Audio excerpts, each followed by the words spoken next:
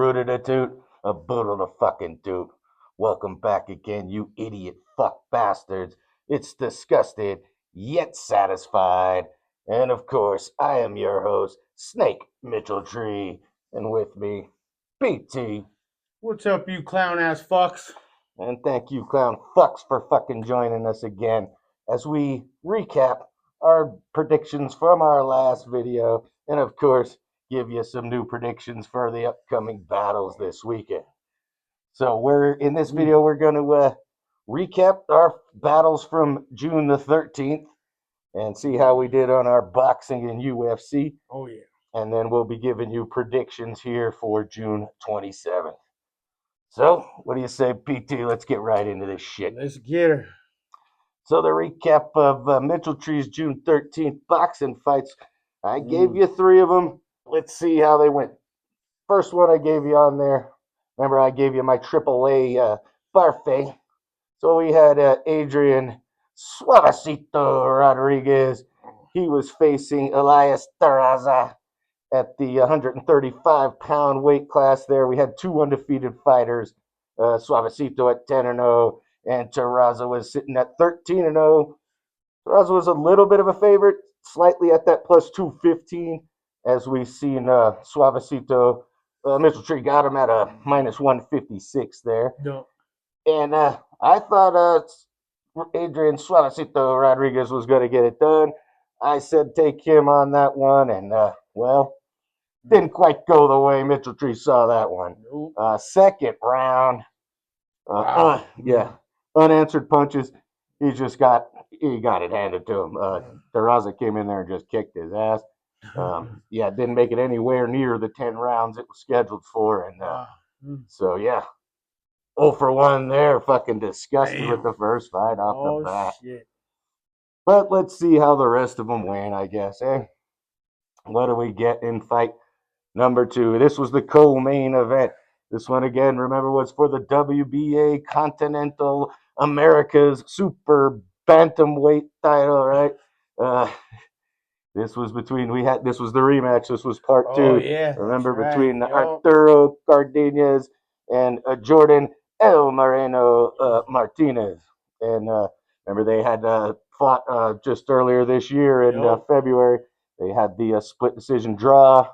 So, going into it, it was basically an even one, right? You had Martinez was, I guess, the slight favorite at the minus 115. You got Cardenas at a minus 102.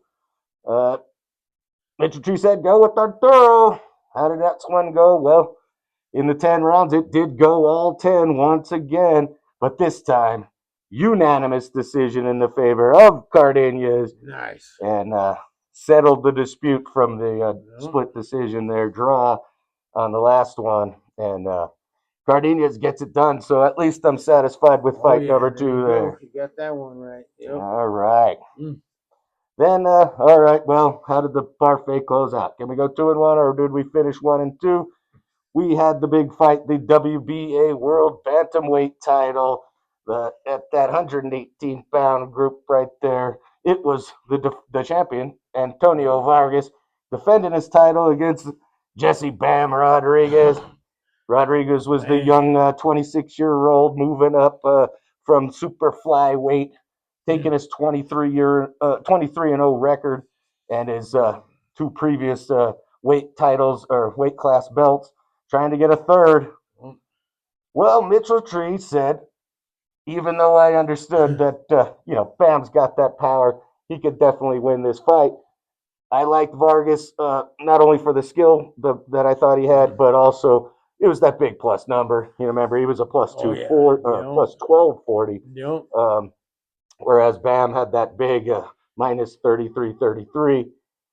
So we went with Vargas. How did it end up going? Well, it actually started off pretty good for Vargas. Through 4 rounds, I'd say he could have won 3 of those first 4 on the cards. He was doing his thing. He was showing that, if he could fight his style, he had a chance. But come round 5, big left fucking shot from Bam, and that put him down the first time, and he just really never recovered. Minute 16 into the 6th round, again at a straight left.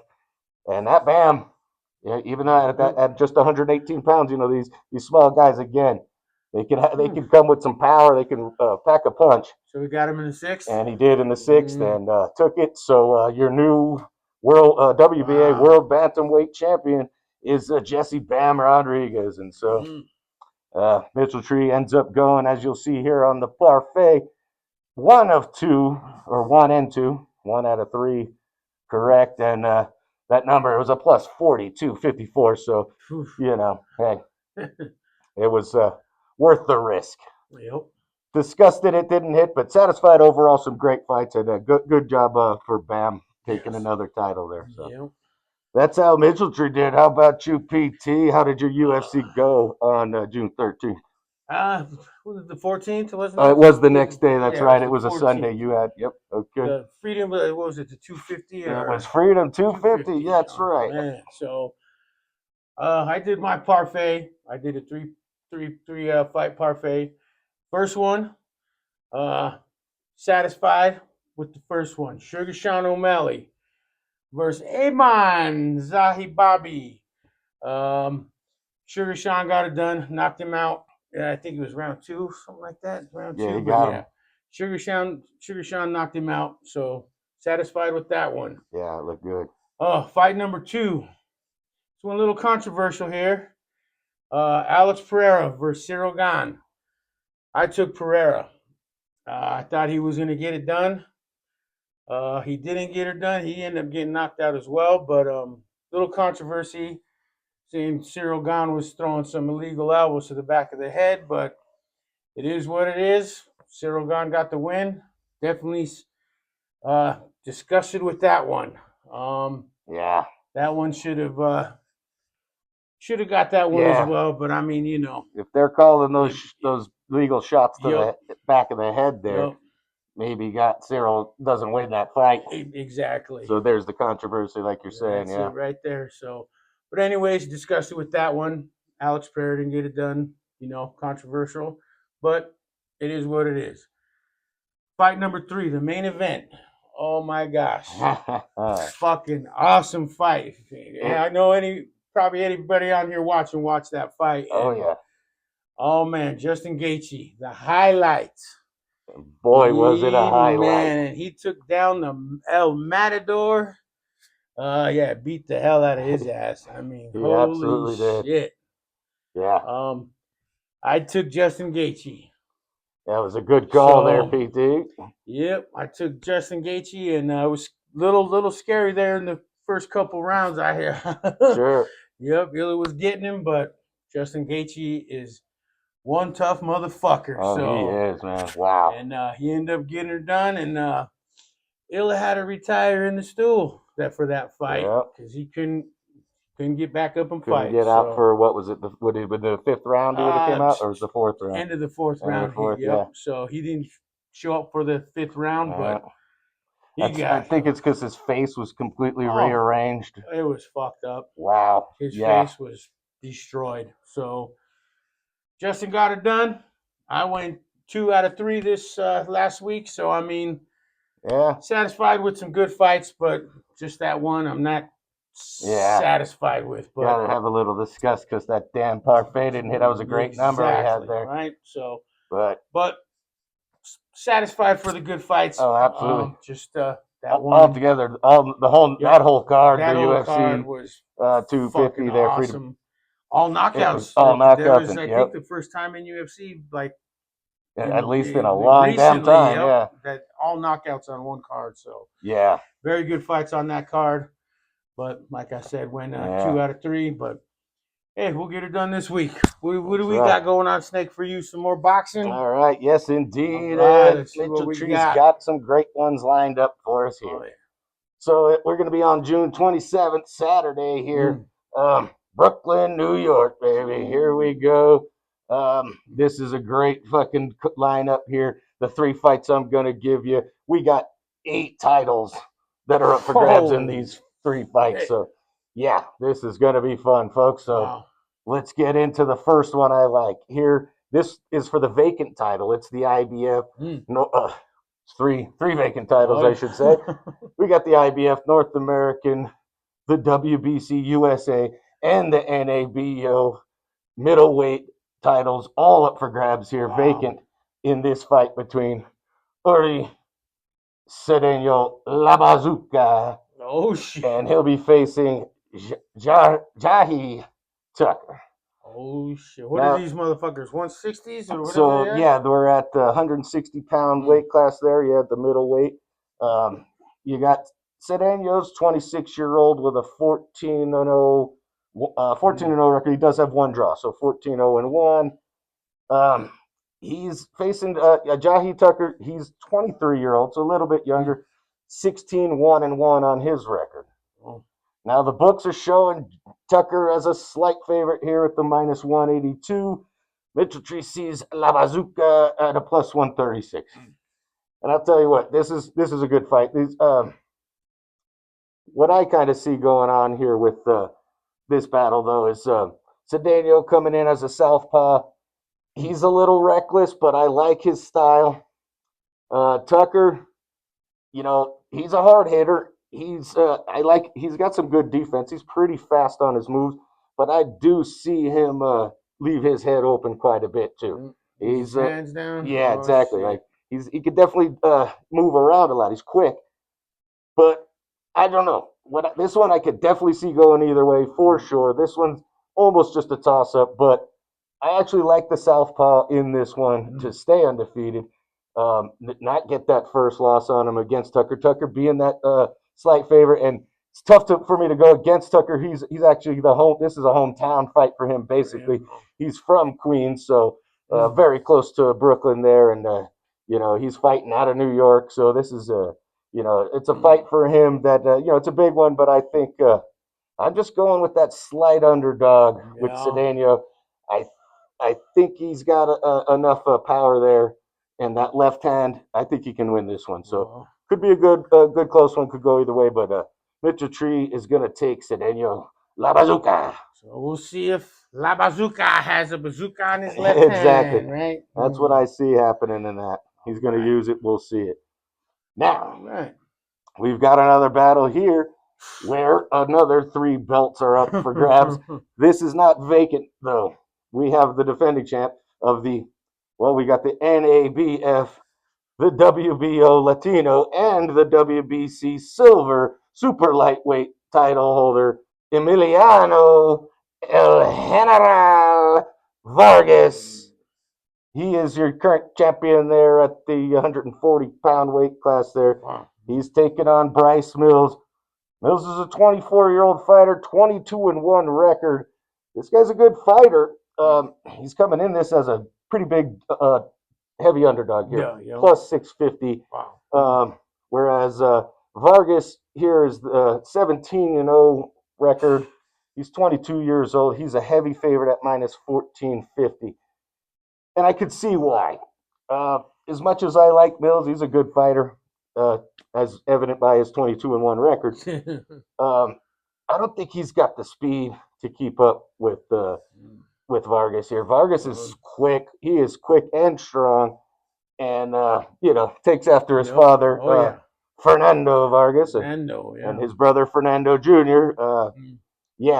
This is just one of those. I think I could kind of see why they have such a big favorite here. Of course, anything can happen, as we know. But now Mitchell Tree's gonna take El General. The general, he's going to get it done. Emiliano Vargas, take him even though he's that giant favorite. That's where I'm going with fight number 2. He's not losing those titles. Vargas, huh? Yep. Let's see if the general could bring in the boys. And I think speed's going to be the difference there. I just think he's a little too quick for Bryce Mills there. And now that brings me to the final one, the main event of the night. And this is just 2 belts up for grabs here in this one. 2. But that's because we have the WBO and the WBA World Super Welterweight titles on the line here, held by the current champion, Xander Zayas. He is a 23-year-old fighter who is 23-0. He's actually a slight underdog here. He's facing Jaron Boots Enos. And Boots is 29-year-old fighter, a little bit more age there. 35-0, also undefeated. Damn. Boots is moving up, though. He moved up a weight class to try to take Zayas's titles from him here. And the books are showing us a little bit of a favorite to Boots. He's a minus 315 is what Mitchell Tree is seeing. I like Zayas at that. He's at a plus 350 here. So you got the current champion. This is again one of those guy moving up. We just seen it in the previous one with Bam moving up, right? To take somebody else's title. And sometimes that can bother the fighter too, going up in weight. For sure. Throw him off a little bit. Yeah, so it's definitely an interesting fight here. Clearly, a lot of people think that Boots has got what it takes and he's going to move up here and take this. I disagree with him here on this. It's not that I really hate Boots' style of fighting or anything. He's a southpaw. I usually like the southpaws out there, but he tends to really throw a lot of haymakers too. He's definitely looking for that knockout. He can leave his head open. No. He's a cocky fighter. He's an arrogant fighter. So is Zayas. Don't get me wrong. Most of these guys actually are. Exactly. They're all pretty arrogant. You kind of got to be in the fighting world. Yep. But I think Zayas has got what it takes. Xander, I think, is going to be able to take it. I like his fighting style just a little better. I just think overall he's the better fighter. Yep. And I think he's going to be able to. Now, I'm not going to be shocked if Boots does take it. Exactly. But that's how Mitchell Tree sees it. I'm taking Xander in this one. So there you go. If we parlay those three up together, look at what we're getting here. We're getting a plus 1,035. Nice. Plus 1035. So yeah, you gotta like that number. And like I said, the slam dunk I think is Vargas for sure. But again, this is boxing. Yep. Anything can happen. But I think if we could get those other two upsets right there, we got a nice little number there. So nice. There's Mitchell Tree's parfait for the weekend of June 27th. Nice. All right, PT, what you got for some UFC for us? Well, I got a UFC this week, June 27th. I did a 3-fight parfait. My first fight, I took Ikram Aliskerov versus Bruno the Hulk Ferreira. So that's the first fight that I put my parfait on. Ikram's got this one? Yeah, I took Ikram. Ikram. Yeah, Ikram, you know. All right. We got he's from Russia. Bruno the Hulk Ferreira's from Brazil. But Ikram, you know, this is a really close fight. Ikram 17-2, 33 years old, 6 feet, 185, 76. Bruno, pretty much the same thing, identical, just the reach advantage and little height advantage for Ikram. Right. But anyways, I took the Russian over the Brazilian, Ikram Aliskerov. Hopefully he does it for me. Second fight I'm going with is Asu Alimabayev versus Charles Johnson. I took Asu over Charles Johnson. Charles Johnson, you know, he's all right, but this guy coming up, that Asu, he's good. This is one smaller dudes, 125s, flyweights. So I'm gonna take that Asu Alamayev over Charles Johnson on that one. So Asu Zulfikar is gonna get it done. Okay. All right, and then third final fight I took was the co-main event. Sarah the Bullet Magomedov versus Michael Delamador Pereira.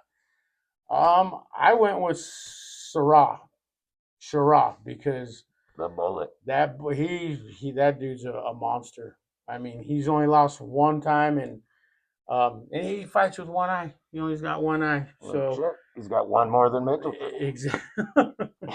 So, but yeah. So I took the Bullet over the Demolador. Those are my picks I took for June 27th in the UFC. What did I get? A plus 127 on those three Parfait and those yeah. three up, yeah. You'll see those. Not bad number So right there, yeah. we'll see if we get it done this week again.